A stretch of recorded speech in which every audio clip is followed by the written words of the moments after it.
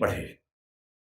जब 10वीं क्लास में आए तो एक अध्यापक उनके थे, कृष्णा जी अर्जुन सेलुस्कर नाम था उनका। उन्होंने उस बच्चे को, भीमराव को, एक छोटी सी पुस्तक भेंट की जो बुद्ध की जीवनी थी और कहा कि इसको पढ़ो। अम्बेडकर कहते हैं कि उस पुस्तक को और मैं अपने अध्यापक केलुस्कर जी को जिंदगी भर नहीं भूल पाया। वही केलुस्कर जी बाद में उनको बड़ौदा के महाराज सियाजी राव गायकवाड़ से मिलवाने ले गए, वजीफा दिलवाया, फिर वजीफा बढ़ा और जब वो एल्फिंस्टन कॉलेज के विद्यार्थी हुए तो उनको कोलंबिया विश्वविद्यालय जाने के लिए स्कॉलरशिप मिली, वहीं से मिली, बड़ौदा से मिली। 4 साल कोलंबिया में रहे और इतनी मेहनत करते थे, कोलंबिया विश्वविद्यालय से एमए और पीएचडी करने के साथ साथ लंदन स्कूल ऑफ इकोनॉमिक्स से भी एमए और पीएचडी कर डाली। और उन्होंने कहा कि मैं भी बाकी विद्यार्थियों की तरह कुछ घंटे पढ़ के बाकी मौज मस्ती कर सकता था, पर मैंने रोज 21 घंटे पढ़ना चुना ताकि मैं वो सारी सीमाएं दूर कर सकूं जो मैंने अपने समाज में देखी हैं। 17 में वो भारत वापस आए। अब देखिए स्थिति क्या होती है। जब वो भारत आए तो 4 साल अमेरिका में रहे थे, बीच में लंदन में रहे थे, तो उनको वहां जाति व्यवस्था नहीं थी, वहां कोई अछूत नहीं था। वहां भी ब्लैक्स की दिक्कत थी, अश्वेतों की दिक्कत थी, पर क्योंकि वो अश्वेत नहीं थे इसलिए वो दिक्कत उन्होंने नहीं महसूस की। तो उन्होंने 4 साल देखा कि एक समानता का व्यवहार उनके साथ हुआ, तो वो उसके अभ्यस्त हुए। अब भारत आए, बड़ौदा महाराज के साथ जो सहमति थी वो ये कि जब वो पढ़ के आएंगे तो बड़ौदा सरकार में सिविल सेवक बनेंगे, दीवान बनेंगे। अब सोच के देखिए क्या हुआ उनके साथ। वो व्यक्ति बंबई से बड़ौदा आया और जब बड़ौदा आया तो उसको लगा कोई तो लेने आएगा, क्योंकि वो महाराज के सिविल सर्वेंट थे। स्टेशन पर कोई लेने नहीं आया उनको, क्योंकि उनका समाज पिछड़ा हुआ था। तो कोई बात नहीं, उतरे, सोचा कि अब कहाँ रहूं। उनको अंदाजा था कि जो हिंदू समाज की धर्मशालाएं हैं, होटल से, वहां उनको अनुमति नहीं मिलेगी क्योंकि वो अस्पृश्य माने जाते हैं। तो काफी ढूंढने के बाद उनको एक पारसी धर्मशाला मिली। ये सब बातें अम्बेडकर जी ने अपनी जीवनी में लिखी है, आत्मकथा में, वहीं से बता रहा हूं आपको, उन्हीं की लेखनी है। क्योंकि पारसी धर्म में तो जाति व्यवस्था नहीं है, तो उनको लगा यहां शायद शांति मिलेगी। वो पारसी धर्मशाला में गए, वहां कमरा के लिया। एक ही कमरा था, बड़ा बहुत बुरी हालत में कमरा था, फर्नीचर से भरा हुआ गोदाम जैसा कमरा, उसी के कोने में रहने की व्यवस्था हुई। तो रहने लगे। कुछ देर के बाद उस धर्मशाला का जो केयर टेकर था वो गुस्से में आया और उसने कहा कि तुम पारसी नहीं हो। उन्होंने कहा नहीं, मैं तो पारसी नहीं हूं। तो बोले बताया क्यों नहीं? बोले आपने पूछा नहीं, मैं क्यों बताऊं। लेकिन उस धर्मशाला में कई महीनों से शायद कोई आया ही नहीं था, हालत खराब थी। तो फिर सहमति बनी कि यार तुम ना रजिस्टर में कोई पारसी नाम लिख दो, मैं मैनेज कर लूंगा। और बोले मुझे कुछ दिन में घर मिल ही जाएगा, मैं फिर वहां शिफ्ट हो जाऊंगा। तो एक पारसी नाम कुछ रख के काम चलाया। लेकिन 11 दिन हुए थे अभी, और 11वें दिन लगभग 10 से 15 पारसी युवक हथियार, लाठी, डंडे हाथ में लेके चिल्लाते हुए उनकी तरफ बढ़े। और तब उन्होंने कहा कि एक अछूत आदमी पारसी धर्मशाला में कैसे आ गया? तुमने हमारी धर्मशाला खराब कर दी। अंबेडकर जी ने कहा कि आपके धर्म में तो जाति व्यवस्था है नहीं। बोले वो सब हमें नहीं पता, भागो यहां से। और खतरा था कि हिंसा हो सकती थी। अंत में तय हुआ कि शाम तक का समय है, छोड़ देना, वरना छोड़ेंगे नहीं। डॉक्टर अंबेडकर अपने ऑफिस गए। ऑफिस में उनकी कुर्सी अलग बनाई गई। उनका चपरासी उनको पानी इस तरह से देता था कि जैसे किसी खराब व्यक्ति को दे रहा हो। फाइलें फेंक के देता था ताकि छू ना ले। आप उस व्यक्ति का मन सोचिए कि जो व्यक्ति इतना पढ़ के आ गया है, अमेरिका से पीएचडी, लंदन से पीएचडी कर चुका है, इकोनॉमिक्स में पहली बार देश में किसी ने इतने गंभीर स्तर पर अध्ययन किया होगा, उसके साथ ये बर्ताव हो रहा है। उन्होंने महाराजा के सचिव से बात की, भाई मुझे रहने को घर कब मिलेगा, छोड़ना है मुझे। कोई जवाब नहीं मिल पाया। शाम तक छोड़ना है। पूरे बड़ौदा में एक भी जगह नहीं है जहां वो रह सके। अंतिम उपाय क्या किया? अपने एक हिंदू दोस्त से बात की कि भाई, जो दो दोस्त उनके बाहर से पढ़ के आए थे, एक हिंदू एक ईसाई, दोनों से बात की। हिंदू दोस्त से कहा, यार ऐसा कि ऐसे ऐसे छोड़ना पड़ रहा है पारसी धर्मशाला, क्या मैं तुम्हारे घर रह सकता हूँ? बहुत प्रगतिशील व्यक्ति था, पर उसने 2 मिनट चुप होकर बोला कि देख यार, मुझे तो दिक्कत नहीं है, पर मेरे यहाँ जो लोग काम करते हैं ना, वो सब काम छोड़ देंगे, क्योंकि तुम अगर रहोगे तो वो फिर सब खत्म हो जाएगा। तो बोले ठीक है, कोई बात नहीं। एक ईसाई दोस्त था, ईसाइयों में तो प्रथा नहीं होती है, उससे पूछा। उसने कहा, यार हूं तो मैं ईसाई, लेकिन कुछ पीढ़ी पहले हम हिंदू थे, तो हमारे परिवार में अभी तक वो संस्कार हैं, और मेरी पत्नी इस बात से भड़क जाएगी कि आपने एक अछूत को अपने घर में कैसे बुला लिया। और तब डॉक्टर अंबेडकर लिखते हैं अपनी आत्मकथा में, जो हिंदू समाज के लिए अछूत है वो पारसी के लिए भी अछूत है, वो ईसाई के लिए भी अछूत है। और यही मुंबई में सिडनेहम कॉलेज में जब वो प्रोफेसर बन के गए, वहां भी ये बर्ताव हुआ कि उनको पानी पीने की व्यवस्था अलग थी। सिडनेहम कॉलेज, जो कि बहुत प्रतिष्ठित कॉलेज है मुंबई का, एक बार घड़ा छू लिया तो घड़े को तोड़ा गया पवित्र करने के लिए। और तब उनको फिर ये लगा कि ये अलग अलग धर्म जो दावा करते हैं कि हम समानता वाले धर्म हैं, उन सबका ऐसा बर्ताव क्यों है। फिर एक घटना लिखते हैं अंबेडकर जी अपनी आत्मकथा में। एक बार वो नासिक से औरंगाबाद जा रहे थे निजी यात्रा पे कुछ दोस्तों के साथ। उन्होंने जानबूझ के सबसे कहा, किसी को बताना मत, मैं नहीं चाहता किसी को पता लगे, निजी यात्रा रखेंगे इसको। रास्ते में दौलताबाद का किला पड़ा। दौलताबाद का किला ऐतिहासिक स्थल है, उनकी इच्छा हुई कि देखते हैं उसको। तो 7-8 दोस्त खूब धूल मिट्टी झेलते हुए वहां पहुंचे। किसी को बताया नहीं था। जब पहुंचे तो वहां एक पानी का हौद था जहां पर लोग हाथ मुंह धो लेते हैं। इन सब ने वहां पर हाथ मुंह धो लिया। इतने में वहां कुछ मुस्लिम युवक गुस्से में आए हथियार लेके। उनको किसी ने बता दिया था कि ये लोग अछूत समुदाय से हैं, और लड़ने लगे उनके साथ। अंबेडकर जी ने उनको समझाया, डांटा, कहा भाई तुम तो मुसलमान हो और तुम्हारा धर्म तो कहते कि हम सब बराबर हैं। वो बोले वो सब बेकार की बात है, तुमने हमारा ये अपवित्र कर दिया है। और हालत ये आ गई कि अंबेडकर जी को लगा कि अब हिंसा भी हो सकती है, और ऐसा ना हो कि कुछ बड़ा नुकसान हो जाए। किसी तरह से वहां से जान बचा के, हालांकि बाद में उनको देखने की परमिशन मिली, किला देखा, वापस आए। और उस दिन उन्होंने लिखा भी डायरी में, जो हिंदू पारसी ईसाई के लिए अछूत है वो मुसलमान के लिए भी अछूत है। आप अनुभव सोचिए उस व्यक्ति के, जिसको समाज के सब समुदाय गाली दे रहे हैं, इतना पढ़ने के बाद। जो बड़ौदा के राजा का सैन्य सचिव रह चुका है, जो व्यक्ति सिडनेहम कॉलेज में असिस्टेंट प्रोफेसर रह चुका है, और वो लगातार कोशिश कर रहे हैं कि इस समाज के भीतर हमें एक्सेप्टेंस मिल जाए, हमारे समाज को एक्सेप्टेंस मिल जाए। उनके मन में आता नहीं होगा कि अगर वो वापस चले जाते इंग्लैंड, 1 साल के लिए फिर से गए भी थे, अगर वो चाहते तो अमेरिका में, इंग्लैंड में, दुनिया भर के सबसे अच्छे इंस्टीट्यूट्स में, यूनिवर्सिटीज में प्रोफेसर बन के शानदार जिंदगी गुजार सकते थे। क्या कमी थी उनके जीवन में? पर उनको एक बात हमेशा लगती थी कि अगर मेरे समुदाय में संयोग से मैं पढ़ लिख गया हूं, उनके परिवार के 14 बच्चों में वो 14वें बच्चे थे, और उनके खानदान का, उनकी जाति का, समुदाय का पहला बच्चा था जिसने 4th क्लास पास की थी।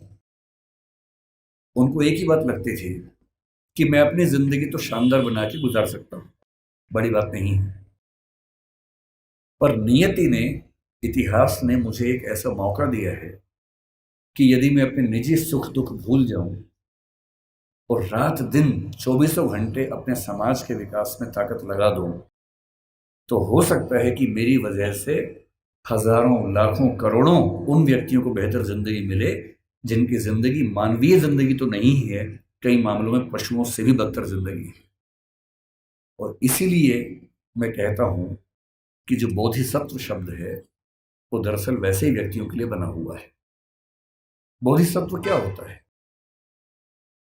महात्मा बुद्ध के बारे में कहते हैं कि जब उनको मोक्ष मिल गया, बुद्ध मानते थे कि जीते जी भी मोक्ष मिल सकता है। कहते कि उनको मोक्ष मिल गया। और जब उनको मोक्ष मिल गया तो वो मुक्ति में जाके आनंद में रह सकते थे। पर उन्होंने कहा कि नहीं, इस समाज में, इस दुनिया में इतने लोग दुखी हैं, इतने लोग परेशान हैं। उनके अंदर बहुत करुणा थी। उनको लगता था कि जब तक दुनिया में एक भी व्यक्ति दुखी है, परेशान है, तब तक मैं अकेला मोक्ष लेकर क्या करूंगा। उन्होंने अपने मोक्ष को स्थगित कर दिया और कहा कि मैं लगातार प्रयास करूंगा कि मेरे साथ साथ सभी को मुक्ति मिले। और तब से बुद्धिज्म में कंसेप्ट आया कि जो व्यक्ति अपनी मुक्ति के लिए अर्ह है, एलिजिबल है, उसके बाद भी मुक्त नहीं होना चाहता, क्योंकि वो चाहता है कि मैं सबको मुक्त करके मुक्त होऊंगा, उसको बोधिसत्व कहते हैं। और इस समाज में यदि कोई सच्चा बोधिसत्व हुआ है तो वो डॉक्टर अंबेडकर हैं। इस बात को हमें ईमानदारी से मानना चाहिए। इतने बुरे अनुभवों से गुजरने के बाद इस व्यक्ति को गुस्सा क्यों नहीं आएगा? इस व्यक्ति के अंदर नफरत पैदा क्यों नहीं होगी? ऐसा ही हुआ था 1848 में ज्योतिराव फूले के साथ। फूले अंग्रेजी माध्यम से पढ़े हुए व्यक्ति थे और जब पढ़ाई खत्म हुई उनकी 1847 में, 1848 में उनके एक मित्र ने, जो कि उच्च जाति का था, कहा कि मेरी शादी है तो मेरी शादी में आना। इनको भी लगा ठीक है, चलता हूं। उसी शादी में चले गए। उस शादी में वो गए और दूल्हे के माता पिता ने जैसे ही देखा कि एक अवर्ण व्यक्ति विवाह में आ गया है, इतना खराब से उनको लताड़ा, इतना अपमान किया। और ज्योतिराव फूले कहते हैं कि वही मेरा टर्निंग पॉइंट था। मुझे इस अपमान और इस जिल्लत से सिर्फ खुद को नहीं, अपने समाज के हर व्यक्ति को बाहर निकालना था।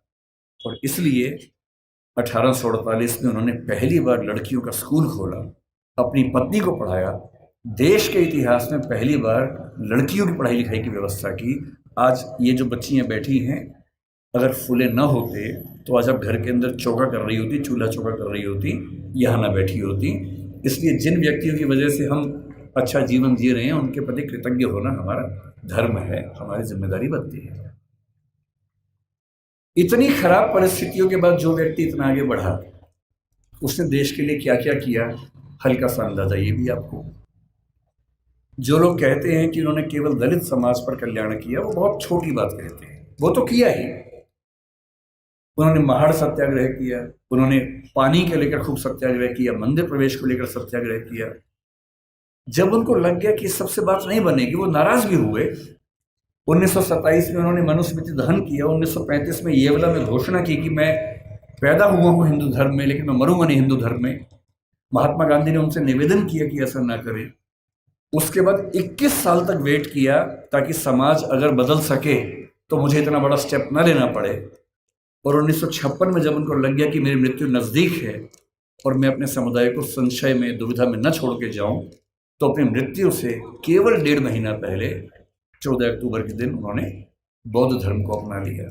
ये तो एक पक्ष है उनके जीवन का, जो दलित समाज या अछूत समुदाय को मुख्य धारा में लाने के लिए उन्होंने किया।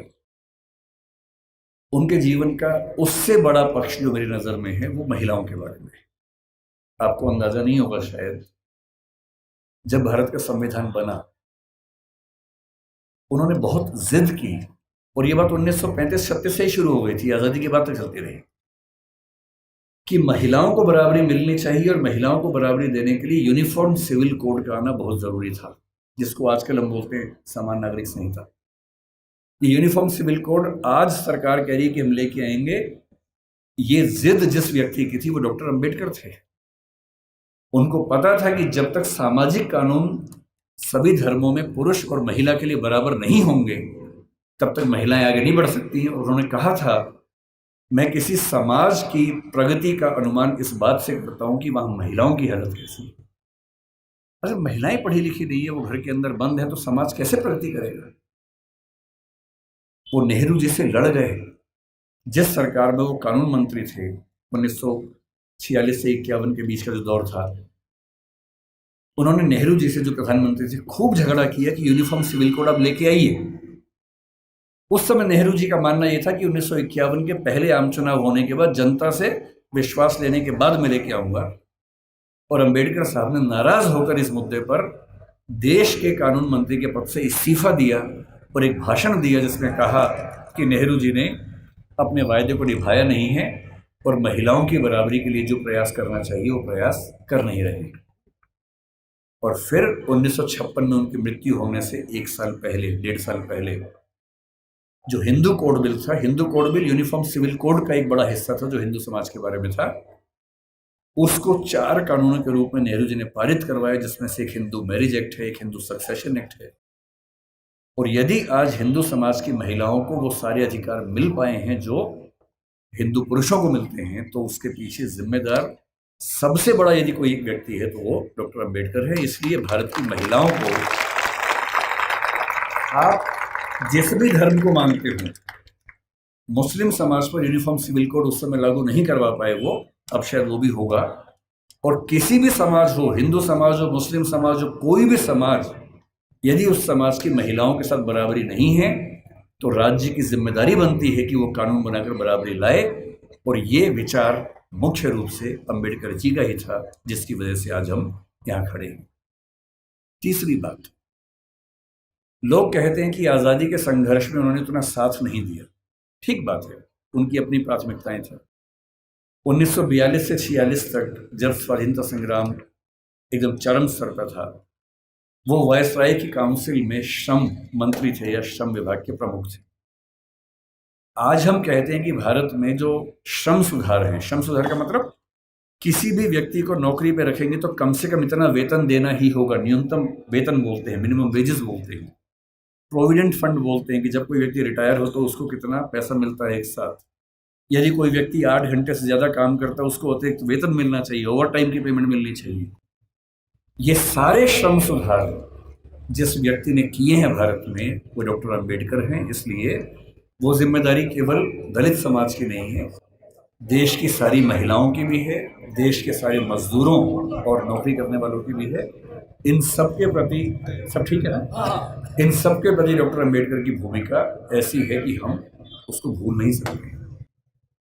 अंतिम बात, आपकी स्थिति को देखते हुए जल्दी खत्म करते, उनसे हमें क्या सीखना चाहिए, क्या सीखें उनसे? उनसे हमें मुख्य रूप से 3-4 बातें सीखनी है। उन्होंने कहा कि मैंने जो कुछ सीखा है 3 व्यक्तियों से सीखा है, बुद्ध से सीखा, कबीर से सीखा और ज्योतिराव फुले से सीखा। सच बात है कि उन्होंने अपनी माँ भीमा बाई से भी बहुत कुछ सीखा, क्योंकि माँ ने ही सिखाया था कि भूल के भी झगड़ा मत करना, पढ़ना। और उनकी जिंदगी में एक टर्निंग पॉइंट ये भी था कि जब उनकी माँ की मृत्यु हो रही थी तो कोई वैद्य उनके घर तक नहीं आए, क्योंकि वो अछूत महिला थी, तो वैद्य उनके घर में कैसे आ सकता था। और तब उनको लगा कि मेरी माँ जिस रोग से मरी वो तो चलो एक दैहिक रोग था, पर ये समाज जिस मानसिक रोग से ग्रस्त है उसका इलाज जरूरी है। और जीवन भर उन्होंने वो किया। अंबेडकर जी से आपको और हमें क्या सीखना चाहिए? मैं तो अपने हिस्से का सीखता हूं, आपको भी क्या सीखना चाहिए? देखिए, जो समाज का वंचित समुदाय है जिसमें हम में से अधिकांश लोग आते हैं, आपको समानता की स्थिति में आना है। अंबेडकर जी एक बड़ा सुंदर संविधान देश का लिख के गए हैं। उस संविधान में एक हिस्सा मूल अधिकारों का है। बहुत इंटरेस्टिंग बात है कि हमारे संविधान के मूल अधिकारों में सबसे पहला अधिकार समानता का है, न कि स्वतंत्रता का है, क्योंकि समानता जरूरी है। और अनुच्छेद 14 है, 15 है, 16 है, 17 है, 18 है, ये 5 अनुच्छेद पूरी तरह से समानता को स्थापित करने का प्रयास करते हैं। और आर्टिकल 17 में साफ साफ लिखते हैं अस्पृश्यता का अंत किया जाता है और किसी भी रूप में इसका आचरण निषिद्ध होगा और दंडनीय होगा। अपने मरने से 1 साल पहले दबाव डाल के 1955 में उन्होंने अस्पृश्यता अपराध अधिनियम भी पारित करवा लिया, जिसके तहत अनटचेबिलिटी या अस्पृश्यता को या छुआछूत को अपराध घोषित किया गया। उनसे हमें क्या सीखना चाहिए? आपको क्या सीखना चाहिए? पहली बात, उन्होंने एक बड़ी गहरी बात कही थी कि शिक्षा शेरनी का दूध होता है और जो इसको जितना पीता है उतना ही दहाड़ता है। बिना शिक्षित हुए कुछ नहीं मिल सकता। और यहां तक कहा कि तुम्हारे पैर में जूते हो ना हो, हाथ में किताब होनी चाहिए। क्योंकि क्योंकि एक जीवन में अगर आप चाहते हैं कई जीवन के बराबर जिंदगी जी के आगे बढ़ना, उसका एक ही रास्ता है, किताबें, पढ़ाई। इसके उदाहरण खुद डॉक्टर अंबेडकर हैं। आपके समाज के पास ना उतना पैसा है, ना उतनी जमीन है, ना उतनी संपत्ति है, ना उतना रसूख है, ना उतनी पॉलिटिकल ताकत है। जिन समुदायों, जिन परिवारों के पास ये सब नहीं होता, उनके पास आगे बढ़ना एक ही रास्ता बचता है, वो है शिक्षा, तालीम। और सोशल मीडिया ने एक अच्छा काम ये किया गया है कि अच्छी अच्छी पढ़ाई, अच्छे अच्छे अध्यापक अब आपके मोबाइल फोन की मदद से आप सबके घर के अंदर पहुंच चुके हैं। अब तो हमारे पास ये भी कहने को नहीं है कि अच्छे टीचर्स नहीं मिलते हैं। जो टीचर दिल्ली को मिलते हैं, जो जेएनयू को मिलते हैं, जो मुंबई को मिलते हैं, देश के अच्छे अच्छे संस्थान को मिलते हैं, हार्वर्ड को मिलते हैं, वो सारे के सारे ऑनलाइन, और उनमें से बहुत सारी क्लासेस उनके निःशुल्क यूट्यूब पे, सोशल मीडिया पे उपलब्ध है। अगर आपके अंदर पढ़ने की जिद हो तो आज पढ़ना पहले की तुलना में बहुत आसान हो चुका है। असली बात है कि आपके अंदर वो जिद है या नहीं।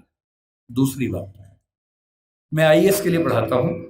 दृष्टि नाम की संस्था हमारी है और हमारे बहुत सारे बच्चे आईएएस बनते हैं, जिनमें से बहुत अच्छा अनुपात उन बच्चों का है जो एससी एसटी कैटेगरी से, ओबीसी कैटेगरी से होते हैं। मैंने एक चीज देखी है, आपसे विशेष रूप से निवेदन कर रहा हूं। बहुत सारे ऐसे बच्चे होते हैं जो समाज के पिछड़े समुदाय से आते हैं और उनको इस बात की बड़ी शर्मिंदगी होती है कि मैं पिछड़े समुदाय से हूं।